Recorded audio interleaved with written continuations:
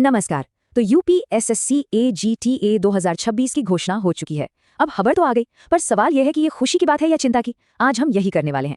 2024 की भर्ती और ये जो नया मौका आया है, दोनों को आमने सामने रखकर देखते हैं और समझने की कोशिश करते हैं कि ये एक सुनहरा अवसर है या फिर एक और भी बड़ी चुनौती। चलिए इसकी तह तक चलते हैं। तो देखिए, हर तैयारी करने वाले के मन में यही सवाल घूम रहा है और उम्मीद है कि इस पूरे विश्लेषण के आखिर तक इस सवाल का जवाब बिल्कुल साफ हो जाएगा।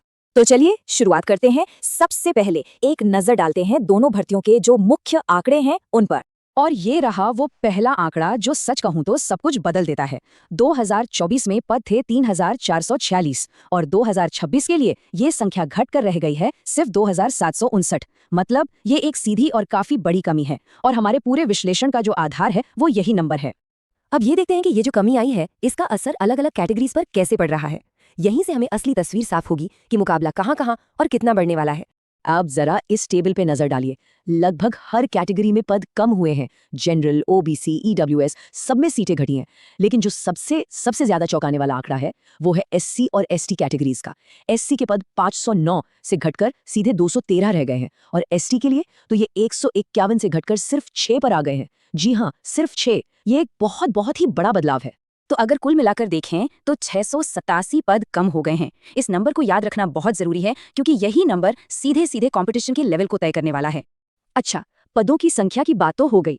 अब बात करते हैं कंपटीशन के दूसरे सबसे बड़े इंडिकेटर की, यानी कि कट ऑफ। 2024 की परीक्षा ने क्या बेंचमार्क सेट किया था, पहले वो समझते हैं।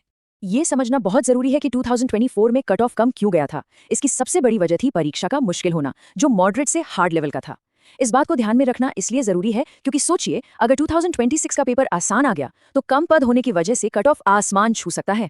ये 2024 परीक्षा के लिए एक प्रोजेक्टेड फाइनल कट ऑफ है। जनरल के लिए 46 से 50 के बीच, ओबीसी के लिए 41 से 45 और इसी तरह बाकी कैटेगरीज के लिए भी। तो ये हमें एक बेसलाइन देता है, एक अंदाजा देता है कि पिछली बार कैंडिडेट्स ने कैसा परफॉर्म किया था। और अब आते हैं विश्लेषण के उस हिस्से पर जो कंपटीशन की असली और शायद थोड़ी डरावनी तस्वीर दिखाएगा, आवेदकों की संख्या का पूरा गणित। चलिए इस कंपटीशन की पूरी कहानी को हम 4 आसान स्टेप्स में समझते हैं ताकि ये बिल्कुल साफ हो जाए कि पूरा खेल असल में बदल कैसे रहा है। तो देखिए, नियम ये कहता है कि 2024 के 3446 पदों के लिए 15 गुना यानी लगभग 51,690 उम्मीदवारों को मेंस के लिए बुलाया जाना था। ये था ऑफिशियल नंबर। लेकिन असल में हुआ क्या? आवेदन किया सिर्फ 38,190 लोगों ने। मतलब जितने बुलाए जाने थे उससे भी 13,000 कम। तो इससे एक बात तो साफ है कि पिछली बार कंपटीशन उतना कड़ा था नहीं जितना हो सकता था। अब आते हैं 2026 पर। यहाँ 2,759 पद हैं, तो 15 गुना के नियम से लगभग 41,385 उम्मीदवारों को बुलाया जाएगा। और अब आता है सबसे बड़ा ट्विस्ट। इस बार ये अनुमान है कि करीब 45,000 उम्मीदवार आवेदन करेंगे। मतलब जितने लोगों को परीक्षा देने का मौका मिलेगा उससे कहीं ज्यादा लोग अप्लाई करने वाले हैं। कंपटीशन अब गेट पर ही शुरू हो जाएगा। तो निचोड़ क्या है? सार ये है कि पद कम है और आवेदक ज्यादा। मतलब 2026 में कंपटीशन का स्तर बहुत ही ज्यादा होने वाला है। इस सच्चाई को नजरअंदाज नहीं किया जा सकता। कंपटीशन के अलावा एक और बात है जो जानना बहुत जरूरी है और वो है कि इस पूरी प्रक्रिया में समय कितना लगेगा। अगर 2024 की भर्ती प्रक्रिया को देखें तो ये 2 साल से भी लंबी खिंच गई है। लेकिन 2026 की भर्ती के लिए उम्मीद है कि ये थोड़ी तेज होगी क्योंकि 2027 में चुनाव है। तो ये पूरी संभावना है कि परीक्षा नवंबर 2026 तक करवा ली जाए और 2027 में ही ज्वाइनिंग भी हो जाए।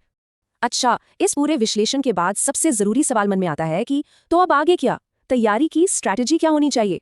ये वो सब्जेक्ट्स हैं जो तैयारी के सबसे मजबूत स्तंभ हैं। एग्रीकल्चर के कोर्स सब्जेक्ट्स जैसे एग्रोनॉमी, सॉइल साइंस से लेकर यूपी स्पेशल और कंप्यूटर तक, इनमें से किसी को भी हल्के में लेने का रिस्क नहीं उठाया जा सकता। 2026 में सफलता की जो चाबी है वो इन सभी विषयों की एक संतुलित और गहरी समझ में ही छिपी है। तो सवाल वही है, अवसर या चुनौती? सच तो ये है कि ये दोनों है। पद कम है और कंपटीशन जबरदस्त है। ये एक बहुत बड़ी चुनौती है। लेकिन तैयारी के लिए एक स्पष्ट दिशा और सही समय है। ये एक सुनहरा अवसर है। इस मौके को हाथ से